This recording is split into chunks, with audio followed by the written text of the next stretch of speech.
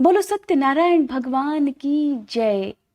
दोस्तों, शास्त्रों में कहा गया है कि जो भी व्यक्ति सत्यनारायण भगवान की कथा पढ़ता है या दूसरों को सुनाता है, इसके साथ ही अगर व्रत भी रखता है, तो कहा जाता है कि ऐसे लोगों के जीवन के हर दुख भगवान श्री हरि खुद ही हर लेते हैं।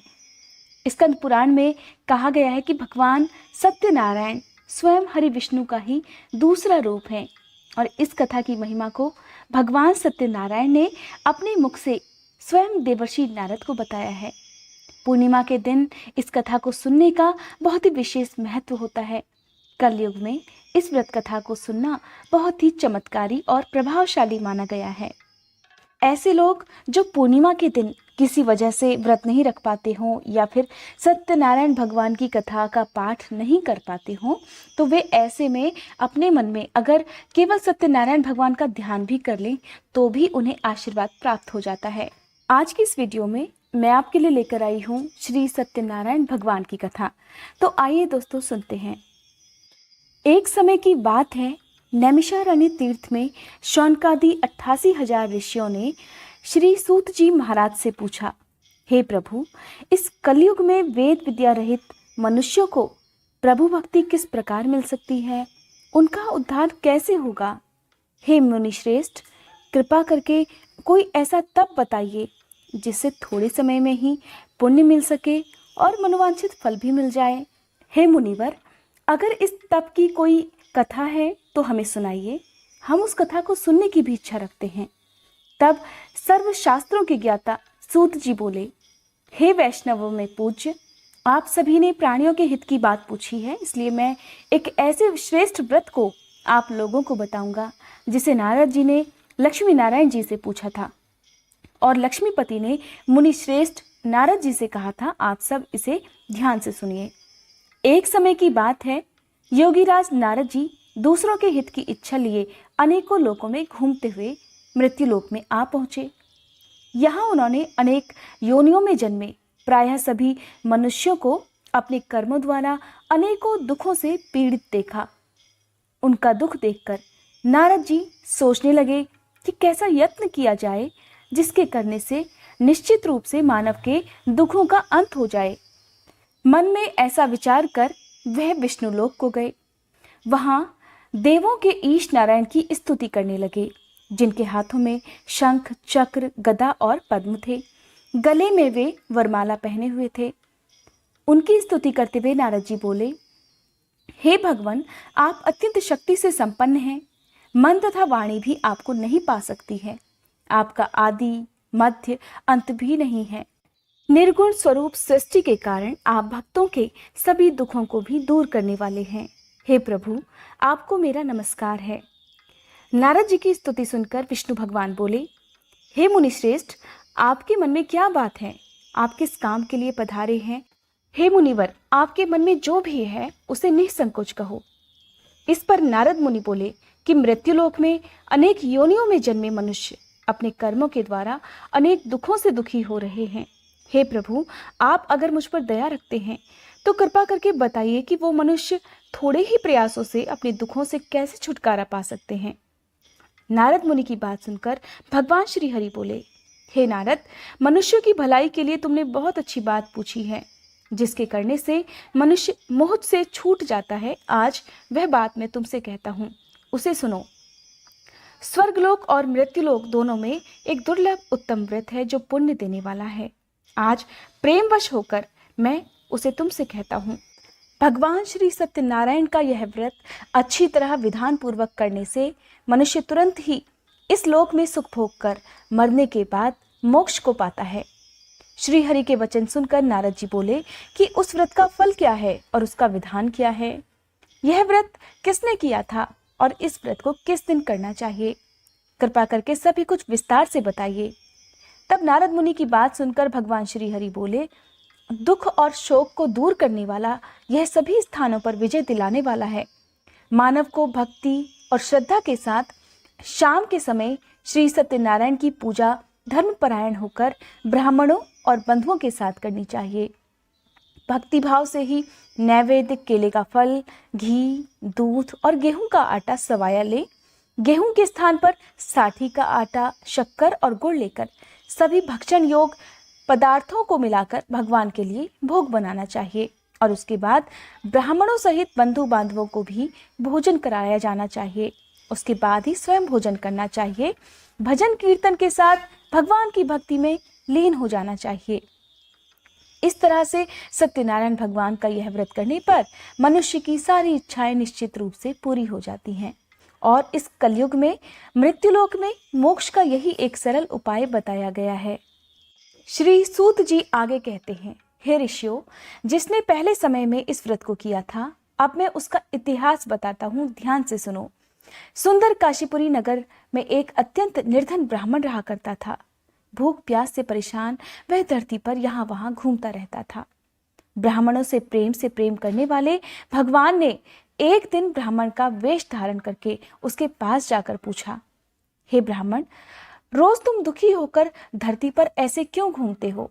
वह दीन ब्राह्मण बोला, मैं निर्धन ब्राह्मण हूँ, भिक्षा के लिए धरती पर घूमता हूँ। हे भगवान, अगर आप इसका कोई उपाय जानते हो तो बताइए। वृद्ध ब्राह्मण कहने लगे, सत्यनारायण भगवान मनोवांछित फल देने वाले हैं, इसलिए तुम उनकी पूजा करो। इसे करने से मनुष्य सभी दुखों से मुक्त हो जाता है। वृद्ध ब्राह्मण बनकर आए सत्यनारायण भगवान उस निर्धन ब्राह्मण को व्रत का सारा विधान बताकर अंतर्ध्यान हो गए। वह ब्राह्मण मन ही मन सोचने लगा कि जिस व्रत को वृद्ध ब्राह्मण करने को कहकर गया है, मैं उसे अवश्य करूंगा। ऐसा निश्चय करने के बाद उसे रात में नींद नहीं आई। वो सवेरे उठकर सत्यनारायण भगवान के व्रत का निश्चय करके भिक्षा के लिए चला गया। उस दिन निर्धन ब्राह्मण को भिक्षा में बहुत सारा धन मिला, जिससे उसने बंधु बांधवों के साथ मिलकर श्री सत्यनारायण भगवान का व्रत संपन्न किया। व्रत संपन्न करने के बाद वह निर्धन ब्राह्मण हर तरह के दुखों से छूट गया और अनेक प्रकार की संपत्तियों से युक्त हो गया। उस समय से वह ब्राह्मण हर माह इस व्रत को करने लगा। इस तरह सत्यनारायण भगवान के व्रत को जो मनुष्य करेगा, वह सभी प्रकार के पापों से छूटकर मोक्ष को प्राप्त हो जाएगा। जो भी मनुष्य इस व्रत को करेगा, उसके सभी दुख दूर हो जाएंगे। सूत जी बोले कि इस तरह से नारद जी से नारायण जी का कहा हुआ श्री सत्यनारायण व्रत मैंने तुमसे कहा। हे विप्रो, अब मैं और क्या कहूं? तब ऋषि बोले, हे मुनिवर, संसार में उस विप्र से सुनकर और किस किस ने इस व्रत को किया, हम सब इस बात को सुनना चाहते हैं। इसके लिए हमारे मन में श्रद्धा का भाव है। तब सूत जी बोले, हे मुनियों, जिस जिसने इस व्रत को किया है वह सब सुनो। एक समय वही विप्र धन और ऐश्वर्य के अनुसार अपने बंधु बांधवों के साथ इस व्रत को करने के लिए तैयार हो गया।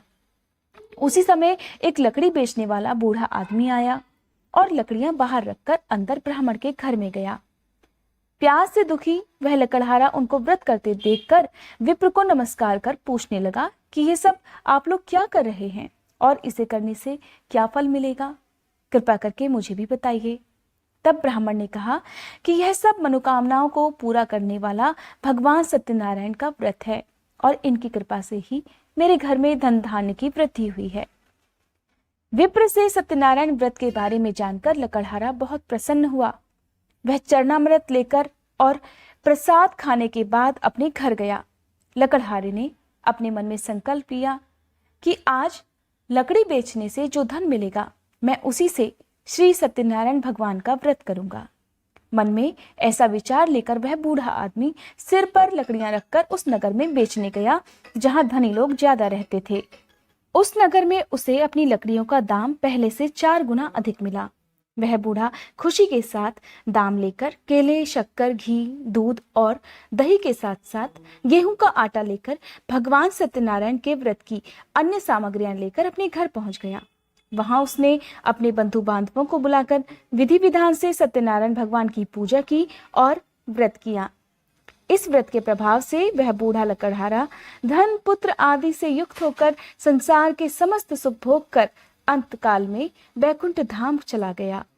श्री सूत जी महाराज आगे बोले, हे श्रेष्ठ मुनियों, अब आगे की कथा कहता हूँ। पहले समय में उल्कामुख नाम का एक बुद्धिमान राजा था। वह सत्यवक्ता और जितेंद्रिय था। वह रोज मंदिरों में जाता और निर्धनों को धन देकर उनके सभी कष्ट दूर करने का प्रयास करता था। उसकी पत्नी कमल के समान मुख वाली और सती साध्वी थी। भद्रशिला नदी के तट पर दोनों ने सत्यनारायण भगवान का व्रत किया। उसी समय साधु नाम का एक वैश्य वहां आया। उसके पास व्यापार करने के लिए बहुत सा धन भी था।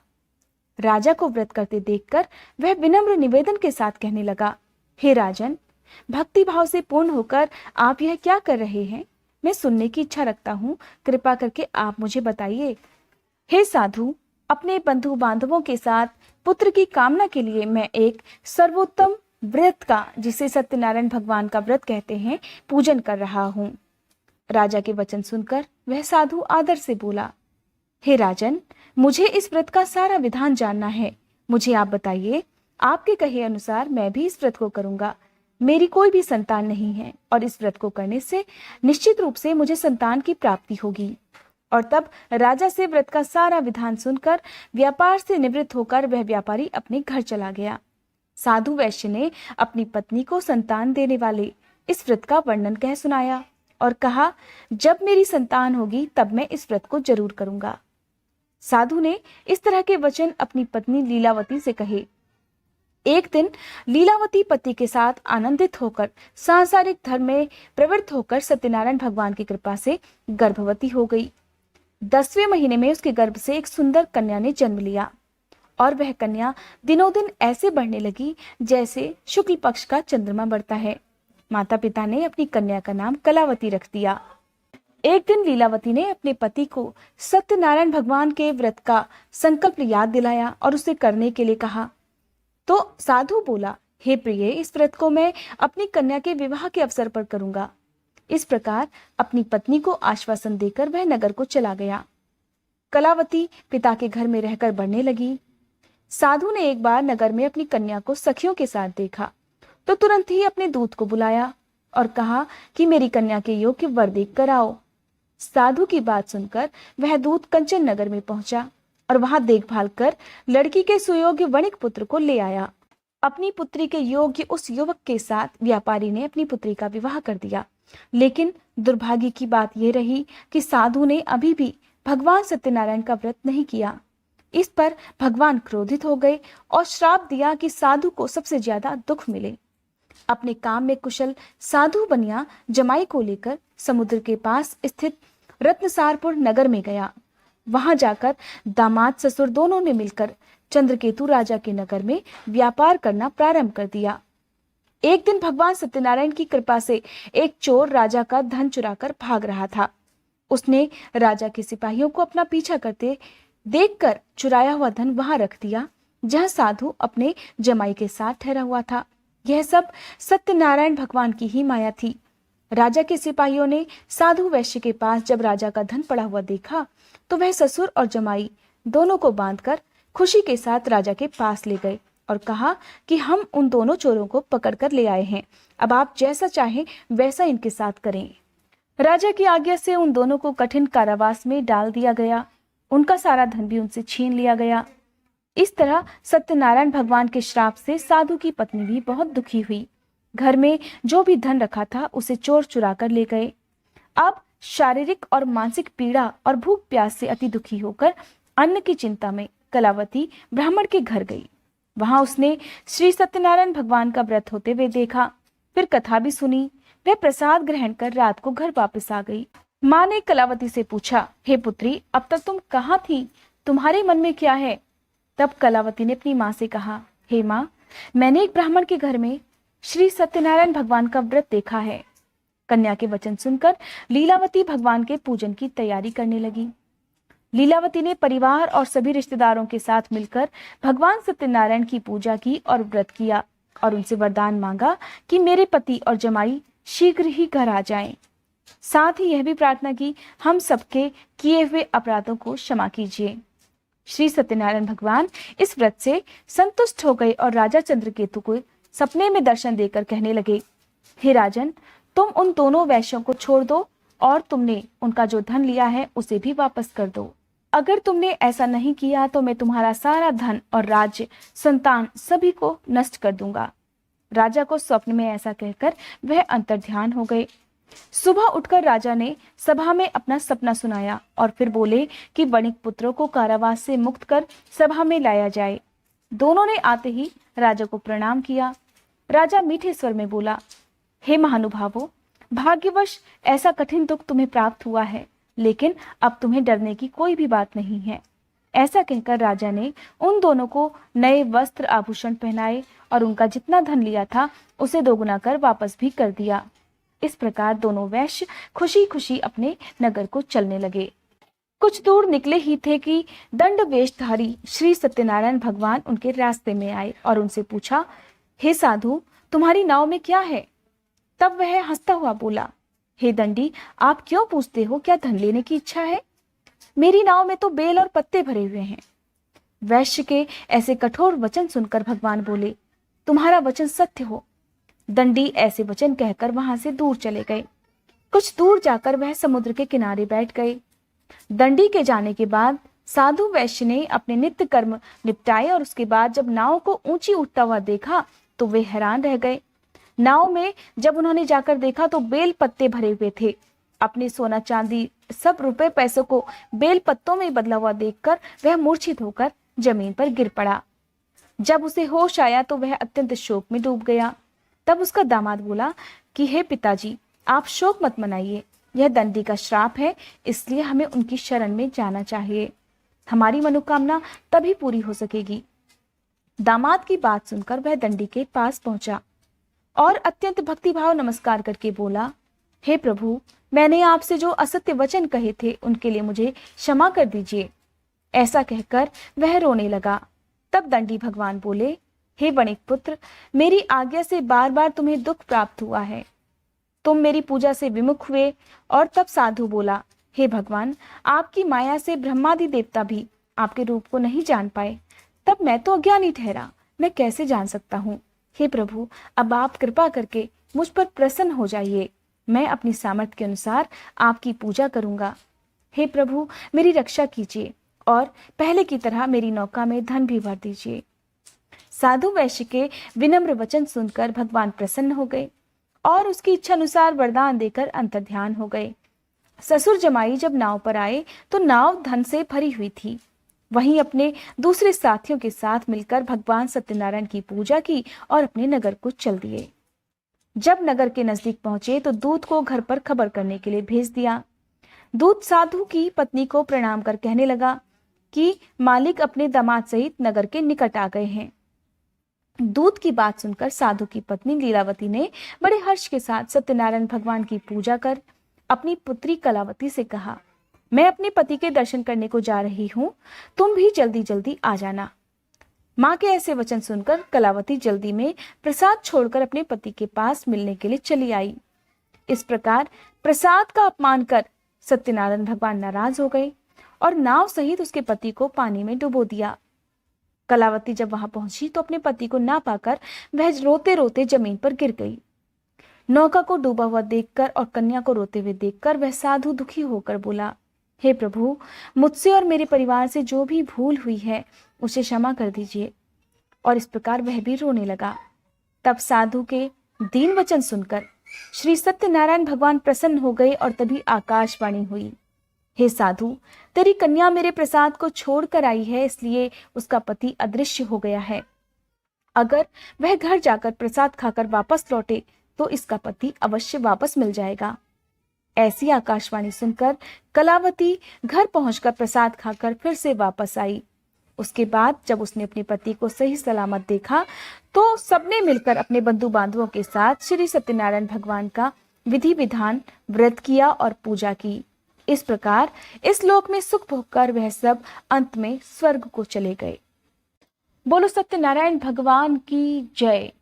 दोस्तों, यह थी सत्यनारायण भगवान की कथा। अगर आपको ये कथा पसंद आई हो तो कमेंट बॉक्स में सत्यनारायण भगवान की जय लिखने के साथ साथ मेरे चैनल को सब्सक्राइब करना मत भूलिएगा।